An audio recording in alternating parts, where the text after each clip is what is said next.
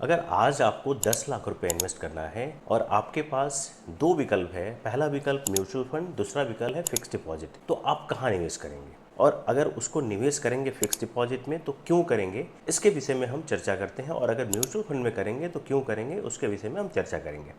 आइए जानते हैं। सबसे पहले अगर आपको म्यूचुअल फंड में इन्वेस्ट करना है तो म्यूचुअल फंड के कुछ फ़ायदे हैं, जिसमें सबसे बड़ा फ़ायदा है कि वहाँ पे आपको रुपीज़ कॉस्ट एवरेजिंग होती है। लॉन्ग टर्म में आपका पैसा कंपाउंड करने लगता है और टैक्स लायबिलिटी जो है बहुत ही कम होती है।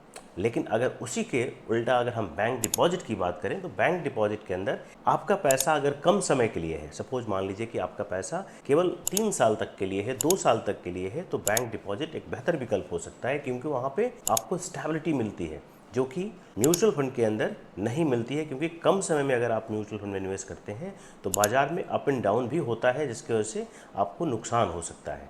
कम समय के लिए अगर पैसा खाली है तो बैंक डिपॉजिट आप कर सकते हैं। लेकिन अगर आपका पैसा 3 साल 5 साल से ऊपर का है, यानी कि 7 साल से 10 साल का है, तो आपको म्यूचुअल फंड में निवेश करना चाहिए।